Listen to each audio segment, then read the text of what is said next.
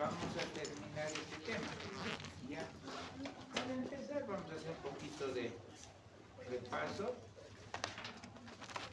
Conciencia, en el cual nos damos cuenta de nosotros mismos y del entorno. ¿Sí? Esa es la conciencia. Los componentes, un contenido, o sea, las funciones mentales superiores, lenguaje, nocias, praxias, todo lo que quieran. Y un continente, es decir, ¿dónde está alojado? Corteza cerebral y sistema activador reticular ascendente. ¿De acuerdo? Son los dos que deben mantenerse bien. Aquí algunas vías que hay que conocerlas, la vía ventral hipotalámica, este fascículo reticular póntico mesencefálico es muy importante y para despertar llega la orden a estos, por la vía dorsal del tálamo, a estas formaciones y despiertan la corteza. Así despertamos. La relación con la irrigación, que como les he dicho, vamos a repetir. Ya los griegos tenían conocimiento que la conciencia se encuentra en el cerebro.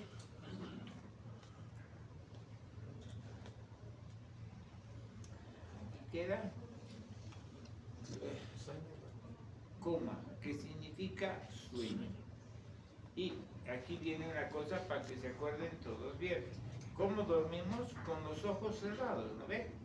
Y por lo tanto el coma es eso, ojos cerrados, no se van a abrir nunca, van a estar siempre cerraditos. Entonces vamos a ver en los tipos de coma, igual van a ser los ojitos cerrados básicamente.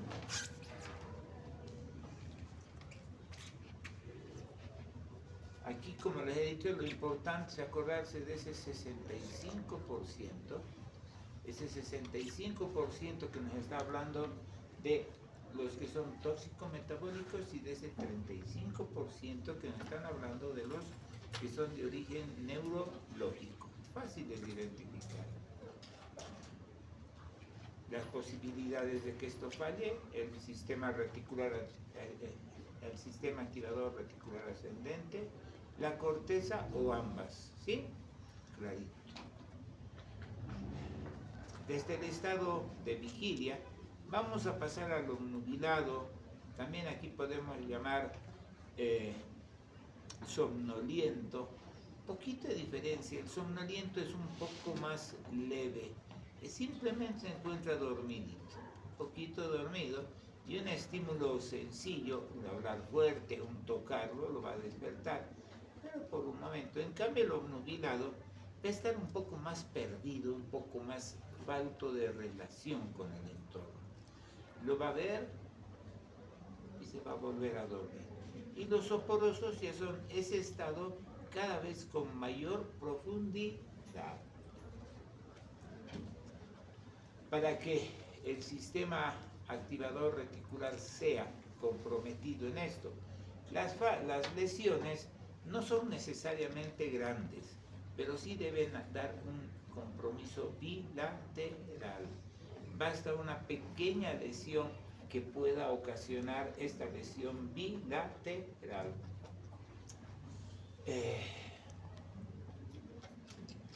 En cuanto a la corteza, es muy grande la corteza.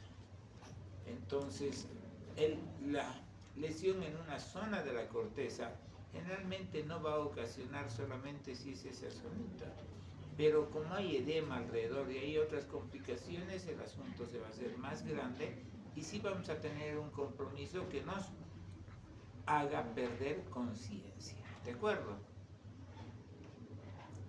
Acuérdense de esto, cuando esa línea media, esa glándula pineal que en la mayoría de los casos está calcificada, hasta 3 milímetros el paciente está vigil. Ya un poco más es un paciente que está perdido, obnubilado. Entre 6 y 9, y es un estado en el cual es dificultoso despertarlo. El sopor va a despertar según se va a volver a dormir, pero va a despertar. Y ya en el coma, por encima de 9, no va a despertar para nada. ¿Estamos? Etiologías, lo que les decía. Aquí estamos hablando del 35%. Y estas ese 35%, una vez hemorrágico, dolor de cabeza, grita, se cae, listo. Un isquémico extenso, una persona que está haciendo actividad y de repente se desmaya, encontramos signo de focalización, vamos a aprender eso una vez. Un hematoma intracerebral igualmente va a ser un cuadro súbito, eso no se hace poco a poco. El tumor y el absceso sí pueden crecer poco a poco, pero van a ir dando clínica progresiva. Una hidrocefalia igual. Entre las difusas, una meningitis, clínicamente la distinguimos. Una encefalitis, igual va a haber discretos signos menicios, pero además un compromiso general de todas las funciones. Va a ser un paciente que no va a entender ni jota de lo que hablamos. El estado epiléptico lo vamos a hablar, crisis epiléptica a repetición. La encefalopatía hipertensiva es medio difícil de diagnosticarla porque no todas las personas la hacen, es poco frecuente, aunque le damos ese diagnóstico muy frecuentemente, pero la mayoría no lo son. La lesión axonal difusa, es decir, lo que queda después de un trauma craneal. Y las lesiones secundarias se van a aumentar de la presión intracraneal. Y las metabólicas, lo que les decía. Esto es lo principal que ustedes tienen que acordarse. Ante un paciente en coma, tienen que pensar, no hay golpe, no ha sido súbito, esto responde a un problema metabólico. Y no es problema de decir, laboratorios, igual que no es lo del todo correcto decir, el paciente en coma, tomografía primero. Está bien hacer una tomografía, pero primero piensen qué van a hacer. Caray, no tiene nada que me demuestre que está en ese 35. Pensaré de estas qué laboratorio voy a pedir. Evaluaré rápidamente, ya que vaya a la tomografía, pero ya le han sacado sangre o le van a sacar sangre inmediatamente. Es decir, ya tengo un diagnóstico clínico y apresuro todo. ¿De acuerdo? Las encefalopatías hipóxicas, ya que hay que tomarlas en cuenta, son importantes. ¿Ya? El paro cardiorrespiratorio es obvio que esté ahí, ¿no? Las anemias severas, hipovolemia, gran pérdida de sangre pueden llegar a ocasionar estas, pero hay que pensarlas muy bien. Y entre las tóxicas me interesan mucho los fármacos, una bacteriemia, porque los metales pesados a veces son más de sospecha que otra cosa, no son lo frecuente. Igualmente el monóxido de carbono, hay un antecedente claro. Ya el paciente va a ser encontrado en un ambiente donde hay monóxido de carbono y eso hasta se siente el olor, ¿sí? Entonces, no es tan raro. Y las causas físicas, obviamente, muy pocas. Aproximación clínica. Les he hablado de Plumman-Posner, he dicho que es un libro clásico que está actualizado últimamente, un excelente librito si lo pueden conseguir. El examen que van a aplicar ustedes. En primer lugar, lo que les decía, anamnesis. Preguntar al paciente, no, porque si el paciente está en coma, imposible estarle preguntando, pero a quien lo traiga, a los familiares, preguntar cómo se ha iniciado, qué ha pasado en la evolución, cómo ha sido la evolución, ha sido con altibajos, ha sido una evolución permanente, cómo ha sido. Si tenía algún síntoma previo, si es paciente que sufre de epilepsia, si tiene cefalea, si ha tenido una depresión, si tiene fármacos a disposición, si ha sido una pérdida de fuerza focal, con lo que empezaba ha sido pérdida de fuerza focal, sí, que ha ido poco a poco creciendo para pensar en un tumor, en un absceso. No se necesita ser mago. Ayer el doctor Fernández les hablaba del temor a la neurociencia. Han leído el artículo, ¿no? Hay un temor, es un temor infundado para mí, porque para mí la neurología debe ser de las más claras en cuanto a cómo funciona el cerebro y cómo se relaciona directamente con la lesión. Es verdad que muchas veces nos vamos a rayar, pero Básicamente, si tienes un concepto básico de anatomía, de fisiología y sabes hacer semiología, el diagnóstico es realmente lógico, sencillo, fácil, ¿de acuerdo? Es simplemente de hacer bien las cosas. Un trauma, una enfermedad previa, diabetes, epilepsia, insuficiencia renal, cardiopatías, antecedentes psiquiátricos importantes y el acceso a fármacos. Los signos vitales, que ustedes saben hacerlos muy bien, no necesito estarles explicando nada de esto. El examen general del paciente, buscar todas las cosas que nos indican algún problema de salud. Hay que ser muy observador, hay que ser muy cauto en observar al paciente y pensar lo que nos han enseñado, pensar lo que hemos leído, pensar todo eso, ¿ya? A veces hay minucias, a veces hay cosas pequeñitas que te están indicando, caray, pensado. A ver, ¿se acuerdan ustedes? Ayer les decía, ¿puede un coágulo, una varice, ocasionar un accidente vascular cerebral? ¿Qué me has dicho la respuesta? Sí puede, ¿no ves? Por un foco. Bueno, es real. El foco no siempre sopla, porque ese foramen oval permeable va a soplar cuando haya una descompensación de presión entre las dos cavidades. Mientras tanto, se mantiene, si quieren ustedes, no funcionante, y por lo tanto no hay pasada de sangre, no hay soplo, ¿sí? El momento que empieza a soplar, ya va a haber tal vez alguna clínica, vamos a escuchar un soplito, vamos a tener clínica. Pero del foramen oval permeable, a que vean cómo a veces minucias nos pueden llevar a pensar en diagnóstico. ¿Qué cosa puedo observar en el paciente que me diga, no como sospecha severa, sino como decir, mira esa carita, puede ser, pero muy poco frecuente? Personas con las chapas muy coloraditas. Obviamente que no se las hayan pintado, pero personas chaposas, ¿sí? Y como verán ustedes, es una tontera, pero dentro de mi historia clínica que señale esa presencia. En un futuro, lamentablemente, no tenemos historias que recorren toda la vida, ¿no? Porque la historia que le haces a un niño en el hospital del niño o cuando entra al hospital de clínicas, esa historia se va a perder. No tenemos un sistema, yo creo que tenemos que ir a eso computarizado, donde vos puedas pedir la historia clínica cuando era niño. Ya tenemos que centralizar la información para que tengamos algo más de posibilidad. Pero a los 15 años le notaron muy chaposa, ya perfecto, está ya anotado. Pero a los 30 años alguien auscultó, sintió un soplito, revisó, mira, tenía chapitas cuando era más pequeña, mira su carita.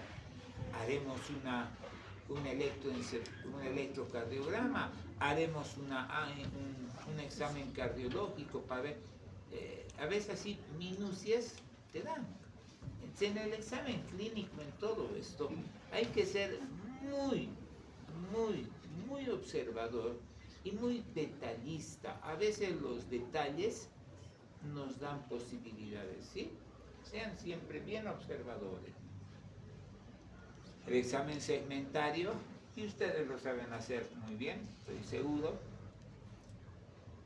Y el respiratorio, y el neurológico. Vamos a empezar por lo que es coma. Ojos cerrados, incapacidad absoluta de despertar.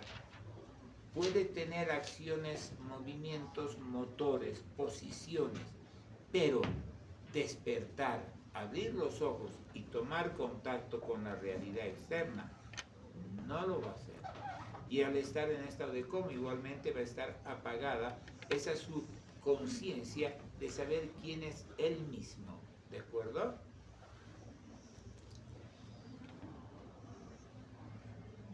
Los grados de coma, como verán, todos son ojos cerrados. En el primero, el estímulo doloroso va a permitir, si estoy haciendo un estímulo doloroso, pellizcándole aquí en la cara interna del brazo, que también duele un montón, le va a permitir al paciente tal vez con el otro brazo retirarlo, ¿sí? Eso es cruzar la línea media, ¿ya? Y eso lo va a poder hacer, pero no ha despertado, es más una reacción de defensa. En el coma grado 2, frente al estímulo doloroso, va a tener posiciones de descerebración o de decorticación. En el grado 3 ya no va a tener nada. En el grado 3 la respuesta va a ser netamente vegetativa.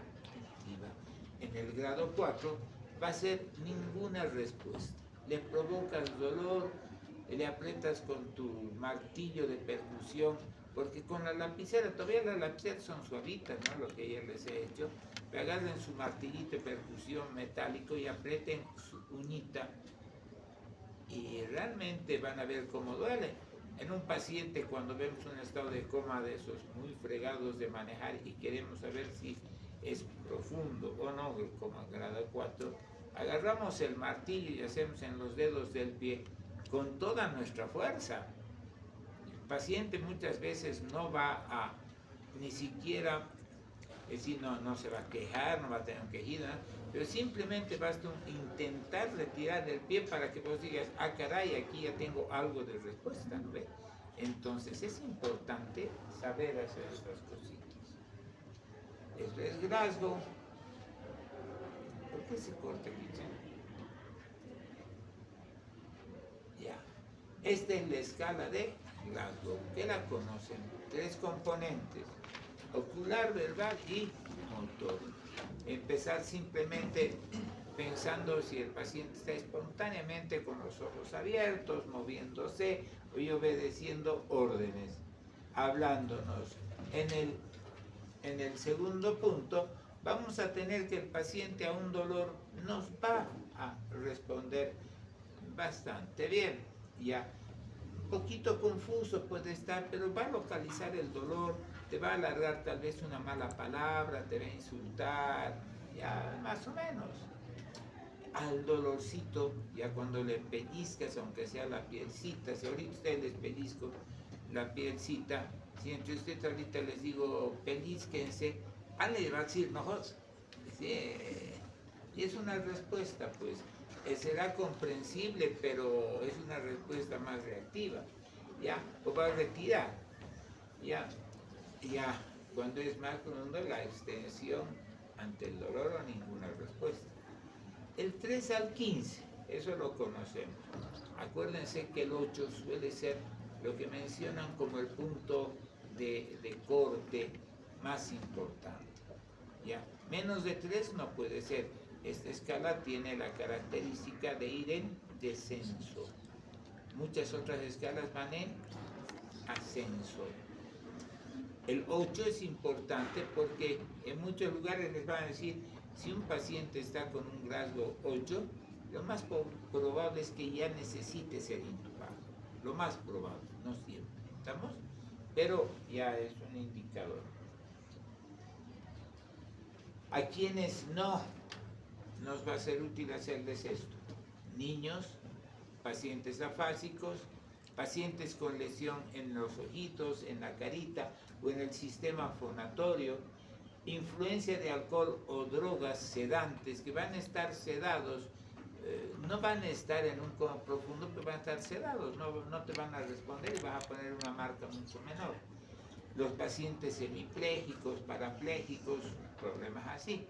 Y los extraneurológicos, la hipotensión arterial y la hipoxemia. Les he dicho, esta escalita para mí es muy importante que se la puedan conseguir. La FOU1. En todo la bajan en cualquier lugar y es excelente. Yo les recomendaría, no los voy a obligar a que tengan el celular, pero si alguien lo tiene en el celular, le puede ser útil. ¿De acuerdo? En vez de estar viendo TikTok, pueden buscar esto, pueden bajar esto y van a tener una mucho mejor información. En cuanto a la ventilación, vamos a hablarla muchas veces más, porque esto de la ventilación, este es un aspecto. Este es el aspecto de lo que dice, de los patrones respiratorios anormales, porque tenemos un normal que hay que conocerlo, en frecuencia, en características, en amplitudes. Si no conocemos el normal, podemos hablar de los anormales. Y lo primero que hay que fijarse es en el normal, ¿no? Lo primero que hay que hacer es ver las frecuencias y más cosas que estén normales, ¿no? Y después tratar de identificar uno de estos. La que más me asusta a mí es, les he dicho, la neurógena central, porque es respuesta a un problema de salud. No vamos a hablar de altura, ya les he dicho que no tiene relación con eso, pero es un problema neurológico. Pero no solamente es un problema neurológico, ese sistema muscular se va a agotar, porque el sistema muscular no puede funcionar eternamente. Hay un momento en que se gastan los músculos. ¿Cómo se mueven? Con energía. Si la energía se desgasta, si no hay ATP para que funcione el músculo, ¿podrá contraerse? No. Y eso es lo que causa una fatiga muscular tan severa que hay paro respiratorio, pero por fatiga, ¿sí? Entonces, por eso me asusta, porque necesita una respuesta rápida. Y el BIOT, que es realmente caótico. Ustedes son chiquitos. Y cuando estás con un paciente con una neurógena, con una apnéusica, con un grasping, vas a tener periodos a veces de apnea prolongaditos. Y te vas a pegar un susto, porque este paciente, caray, no está respirando, y va a empezar a respirar de nuevo. Realmente asustan estas cositas, pero si conocemos vamos a estar más tranquilos. No tiene valor localizatorio. Esto ya el famoso signo de los ojos de muñeca. Agarrar desde arriba del paciente, abrir los ojitos y mover la cabecita hacia los costados. Ver que los ojitos sigan el movimiento de la cabeza, o que el movimiento de la cabeza sea uno y el movimiento de los ojitos sea con retardo, o sea, diferente, ¿de acuerdo? Importante fijarse eso. Ahí tiene el nivel y las vías. Se puede hacer con agüita fría. Esto no lo hagan de rutina. Esto háganlo cuando tengan un paciente realmente en un coma profundo, y quieren saber si puede haber algo más. Ya hagan esto. Si no, no. ¿De acuerdo?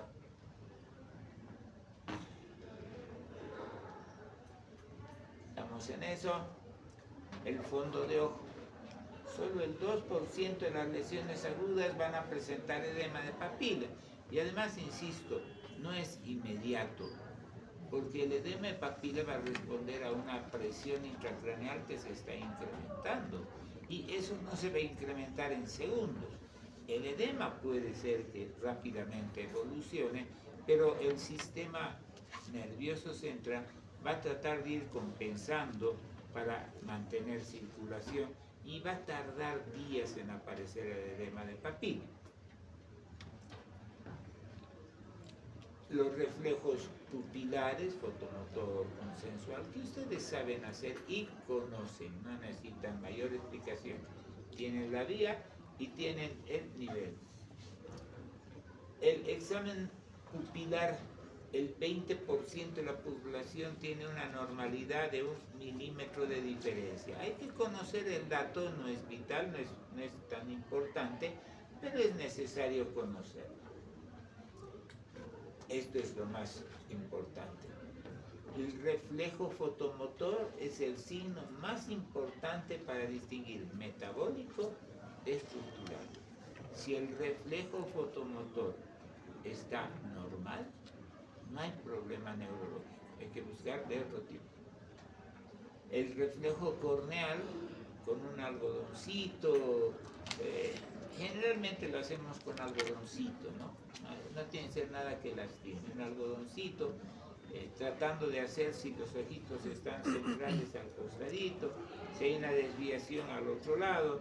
También se puede hacer en caso de que no puedan hacerle, simplemente hacer las pestañitas y va a tender a cerrar los ojitos el paciente.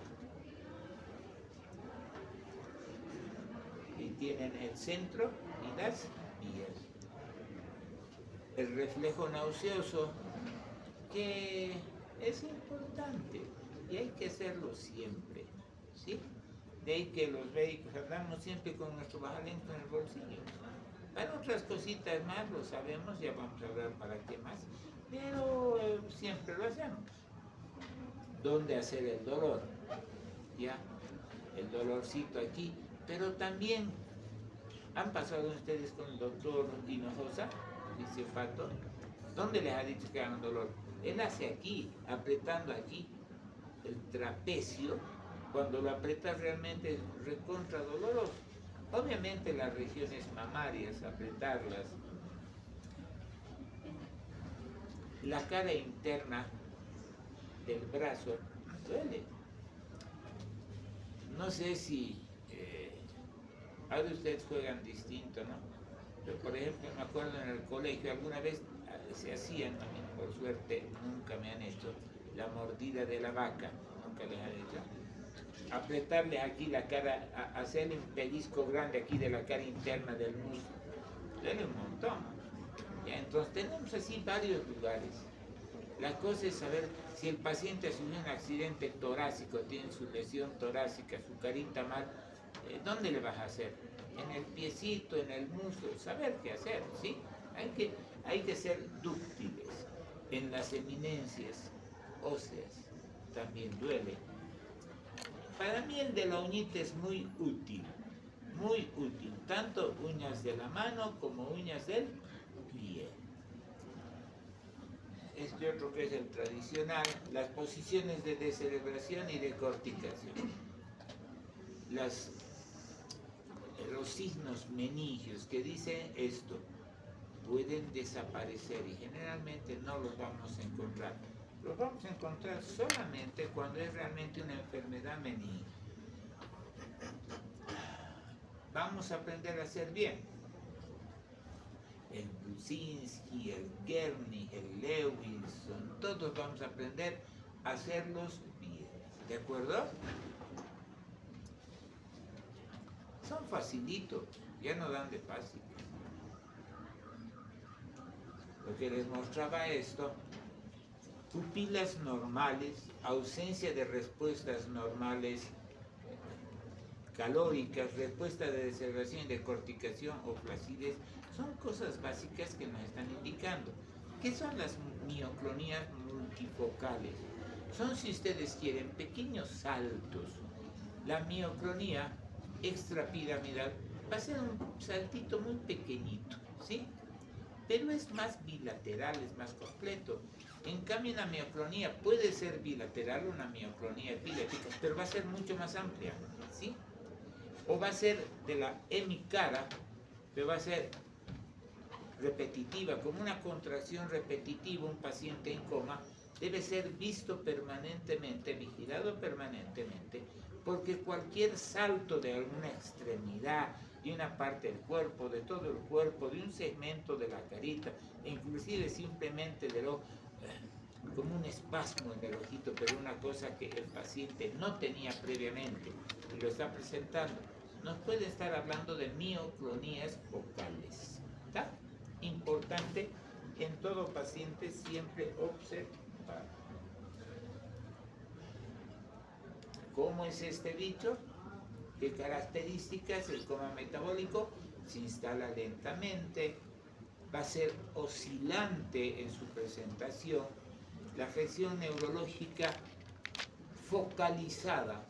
Acuérdense que la focalización puede ser motora, puede ser sensitiva, puede ser en pares craneales, no es solamente el bracito, sino también es la sensibilidad, también es un par craneal, ¿sí? No va a haber esas focalizaciones, y si hay una afectación va a ser simétrica y bilateral. Las pupilas van a ser pequeñas, sí, pero simétricas y reactivas. Los reflejos oculomotores, o sea, la reactividad va a estar normal. El tono va a estar, si son varios días que el paciente está en coma, puede estar un poco disminuido, pero en forma bilateral totalmente sincrónico, ¿ya? Y va a ser simétrico si es que hay disminución. El fondo de ojo va a ser normal y la respuesta al tratamiento básico que vamos a ver, ese tratamiento va a ser bueno. En cambio, en el neurológico, Como ustedes verán, vamos a tener una instalación brusca. Va a empezar rápidamente. Va a ser una disminución de la vigilia fija y progresiva, no va a ser oscilante. No va a haber esa oscilación, ¿de acuerdo? Va a ser una cosa que se mantiene. Va a haber focalización neurológica o asimetrías. Frecuentemente las pupilas van a ser asimétricas y no va a estar presente un buen reflejo fotomotor. Los reflejos, el resto de los reflejos oculomotores van a estar anormales. Va a haber asimetría en el tono, va a haber hipotonía palpando y al otro lado no. El trofismo igualmente va a tener afectación muchas veces. El fondo de ojo va a tener papila y va a haber una mala respuesta al tratamiento inicial. Las causas que no nos van a dar un problema, nos van a dar problemas de coma, pero no van a ser causas neurológicas puras. Encefalopatías hipóxico-isquémicas, la hipoglicemia, las encefalopatías hepáticas, urémicas, que son cuadros que nos confunden demasiado. Ahí nos quedamos, ¿no? Terminaremos esto, es cortito lo que nos falta. Diagnósticos diferenciales. Aquí empezamos a tener problemas. En un paciente que está en estado de coma, a veces ese estado de coma puede ser muy largo. Aquí me falta poner un estado previo, que es el estado de mínima conciencia. Es un paciente en coma, sí, pero cuando el coma ha pasado ya muchos días, el paciente va a empezar a recuperar ciertos aspectos, como ser, el paciente en coma generalmente duerme durante el día y tiende a despertar por la noche. Cuando empieza a tener pequeños despertares por la noche, está entrando en una mínima conciencia. Pero no es un paciente que se va a poder relacionar con nosotros. Es un paciente que está totalmente ido, totalmente fuera del reconocimiento a sí mismo y hacia nosotros. A eso llamamos mínima conciencia. Y más o menos en un paciente en coma, hasta los 2-3 meses decimos que puede estar yendo ahí. Si está yendo ahí viene la pregunta de la familia, ¿va a recuperar? Eso queda así con un signo de interrogación gigante. ¿Está? No sabemos. Todavía en esos estados de mínima conciencia hay algunos pacientes que tienden a ir mejorando posteriormente, pero otros no. ¿Está? Tal vez la mayoría. Y después de eso, ya con un poco más de tiempo, se van a presentar estos. El estado vegetativo persistente,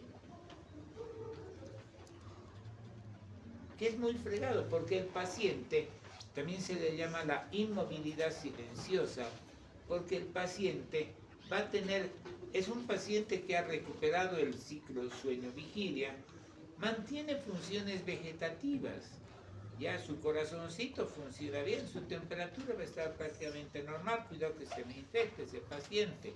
Sí, la ventilación muchas veces, como ha tenido un proceso de coma, y la ventilación generalmente ese coma ha llegado a grados muy bajos y está intubado, van a ver ustedes, cuando el paciente pasa de un mes de estar intubado, a veces menos tiempo, tienden a hacer ya traqueostomía, ¿sí?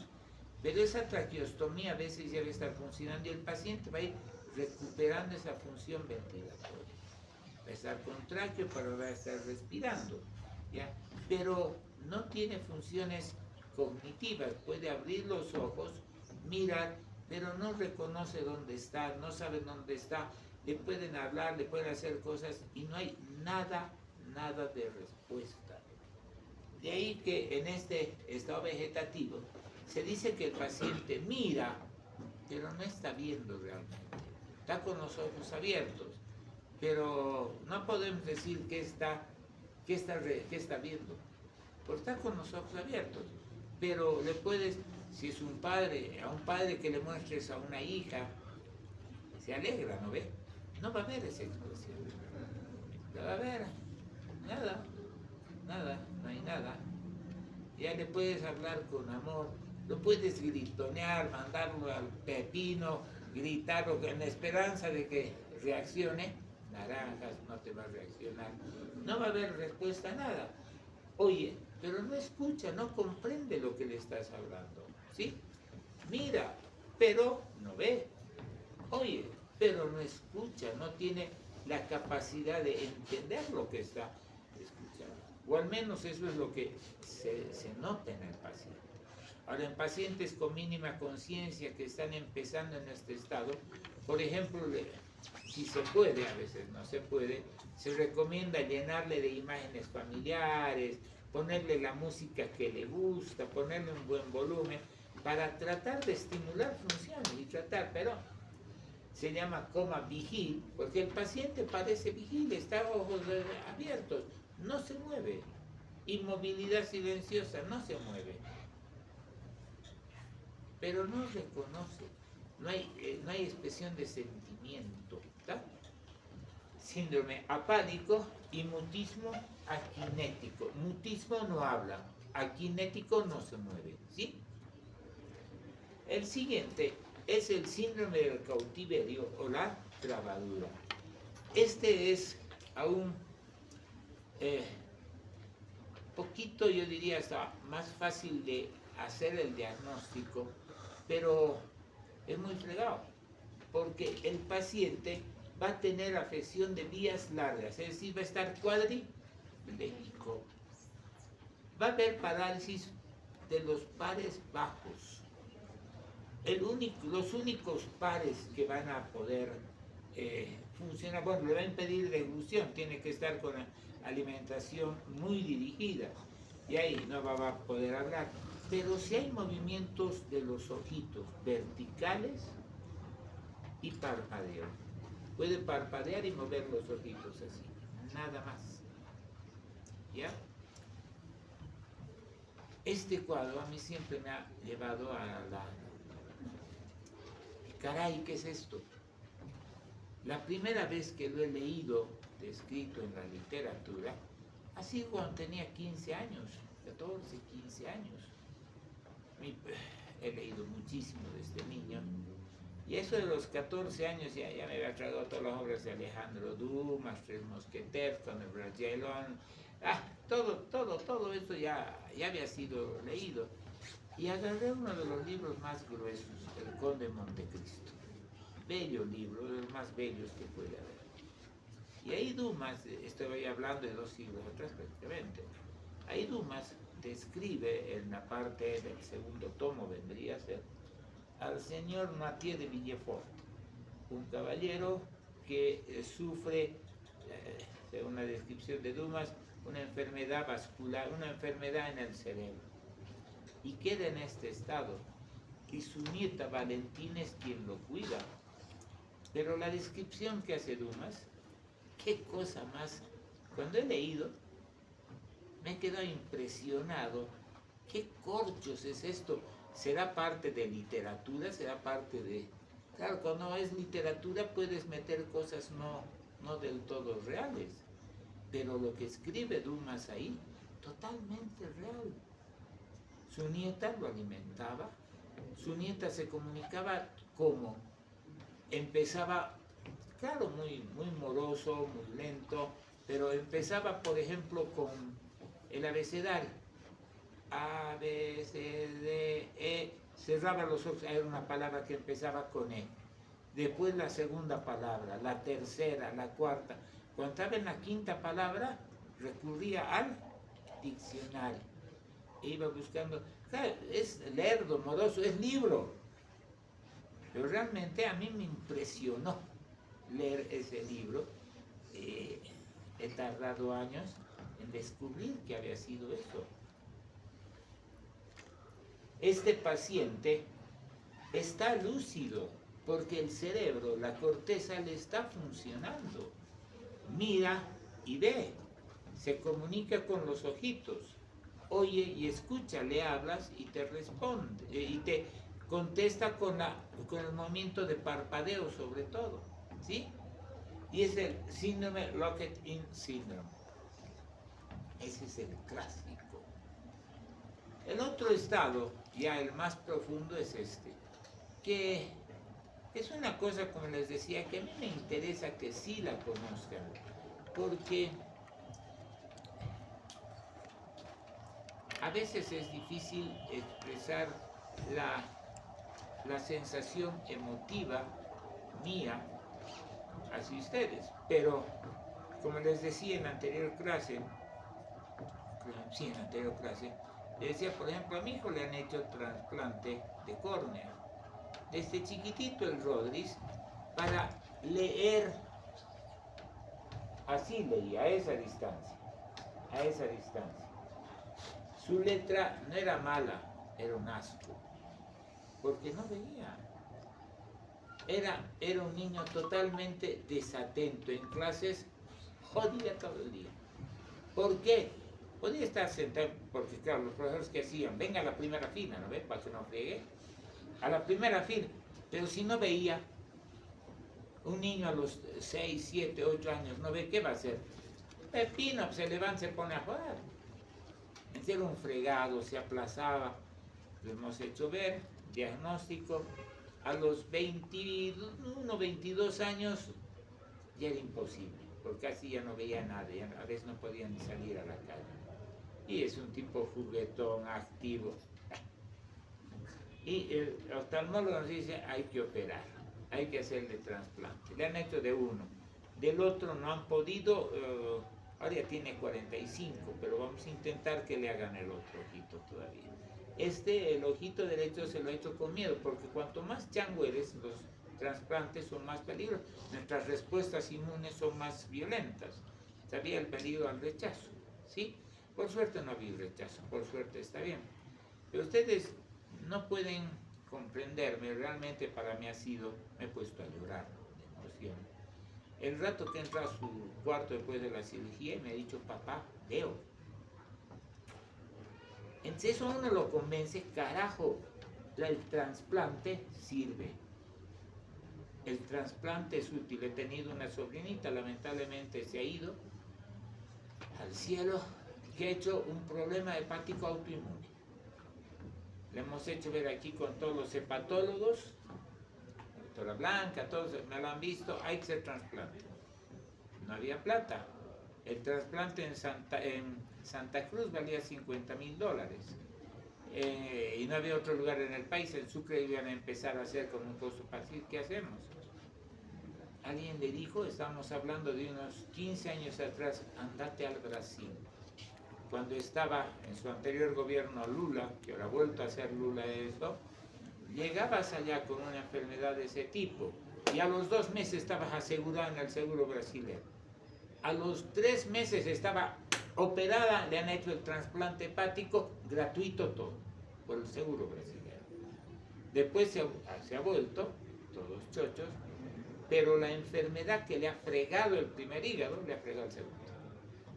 Ha vuelto a ir y el hijo de la chingada de Bolsonaro ha quitado todo eso.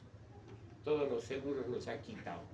Por eso estoy feliz que esté Lula, porque a mi sobrina me la han operado gratis, trasplante hepático.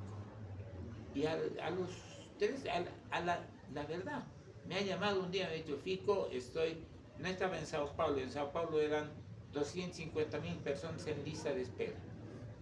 Le han mandado a un pueblo más abajo, Blumenau. Ha llegado a Blumenau y le han dicho, hay 12 pacientes en lista de espera. Y es trasplante hepático. Depende de que sea sincrónico tu sistema inmune con ese hígado que está llegando. Al día siguiente ha llegado un hígado sincrónico y ¡pum!, se lo han puesto.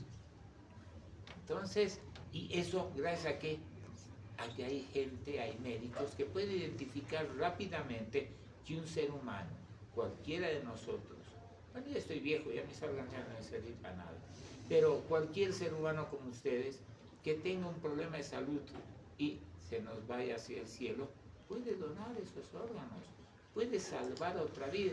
De ahí que yo creo que en Argentina lo que había antes de marcar en la esquinita, doy el órgano, ¿ya? Permitía a mucha gente que done y se salva vidas, pero para eso hay que conocer esto más o menos. Es un paciente en estado de coma severo, coma bien profundo. Tampoco se puede esperar 3 meses, porque en 3 meses empiezas a meter fármacos para mejorar funciones. Ya no sirve esos órganos. Tiene que ser rápidamente. Pero hemos dicho son 2 los elementos que tienen que fallar para que esté en coma: tronco y corteza. ¿Qué haces? Ausencia de reflejos de tronco, lo que hemos visto. ¿Cómo se examina? Han visto que se examina, ¿no ven? Todo eso bien hechito. En ese caso, agua fría, helada, y no va a haber respuesta. Ausencia de respiración espontánea, también es tronco, ¿no ven? Estar controlando eso. Desaparición de la actividad cortical, eso hay discusión hoy en día, porque un electro te muestra actividad cortical. El electro a veces no nos es tan útil. Vamos a hablar de una clase de exámenes neurológicos, neurofisiológicos, y por ejemplo están los potenciales evocados. Les voy a explicar en su momento qué son. Pero el potencial evocado, que muestra actividad, uno, de tronco, porque esa vía entra por el ojito, pasa por la parte superior del tronco encefálico y se va hacia la corteza atrás, ¿no ve? Entonces me demuestra actividad y actividad. Un auditivo, que es el que más utilizamos, pasa por todo tronco. Les voy a contar qué estructuras toca y sale al otro lado, pero me está tocando tronco encefálico. Entonces, cuando tenemos un paciente con una lesión enorme, que está en un estado de coma terrible, que no tiene ninguna actividad de tronco, caray, ustedes no van a diagnosticar esto. Para diagnosticar una muerte cerebral debe ser un especialista. Lamentablemente se han puesto los intensivistas, los neurocirujanos ahí. No me gusta. Lo que yo he sido el participante que más empujado desde atrás para que se haga esta ley de muerte cerebral, y la intención es poner que un neurólogo certifique. Ahora han aumentado. En muchas cosas en nuestro medio hacemos lo que se nos da la gana. ¿Ya? Hacer un tratamiento de un AV isquémico agudo, hacer una reperfusión rapidita, la hacen internistas e intensivistas, urgencia. En los Estados Unidos, si no hace un neurólogo, lo meten a la cárcel, ¿ya? Porque hay normas, hay leyes. En nuestro país hacemos lo que nos da la gana. Pero esto no vamos a poder hacerlo, esto sí tiene una ley. Y esa ley dice que debe ser evaluado el paciente, pero alguien tiene que ser el primero que sospeche. Caray, no estaré ante una muerte cerebral. Informaré. Estoy al 3er día. La familia ha dicho que sí, que puede ayudar. Haré que venga especialista y que me lo revise. ¿Sí? Hay que empezar a leer esto. Los tratamientos son un poquito más truchos, porque lo principal es identificar el problema y tratarlo, la causa, ¿sí? Y en segundo lugar podemos hacer esto, cosas generales, laboratorios muy completos, administrar vitamina B y un glucosado hipertónico. No le tengan tanto pánico al glucosado que no sea muy alto, un 5%. ¿Cuánto va a subir la glicemia? A ver, alguien que haga endocrinología, van a ser ustedes endocrino, ¿no ven? Sí. Pregunten en endocrino, ¿cuánto va a subir la glicemia? Un glucosado al 5%. 3, 4 puntos. De 240 a 243, ¿qué daño hay? No hay mucho, entonces puede. Un mini examen neurológico. Esto nos va a dar si hay déficit focal, motor sensitivo paracraneal, la tomografía y a UTI. Si el paciente despierta, nos volvemos aquí. Va a hacer el examen, la tomografía. Si el paciente no despierta, se puede administrar este flumacenilo o la naloxona. Lamentablemente no tenemos en nuestro medio esto, ¿sí? Y si el paciente despierta, a la terapia intensiva neurológica para vigilancia. También esto les pongo para que vean, suero glucosado hasta el 50%, si inclusive ustedes ya tienen para hacer en el dedito, la mayoría de ustedes. Ya no está tan caro. Ya podemos tener una glicemia, ver si no está alta, podemos hacer tratamiento. El flumacenil es sobre todo para benzodiazepinas, la naloxona para opiáceos, insisto, no tenemos, ¿de acuerdo? Ya van a llegar, no se preocupe, todo está llegando. La cosa es que no le den mal uso, ¿no? Porque a veces le dan mal uso y dejan de traer. Este otro, les doy aquí esto, miren todas las pruebas que les aconsejo que hagan. No son una o dos, obviamente no voy a hacer todas. Sabré medicina, seré médico.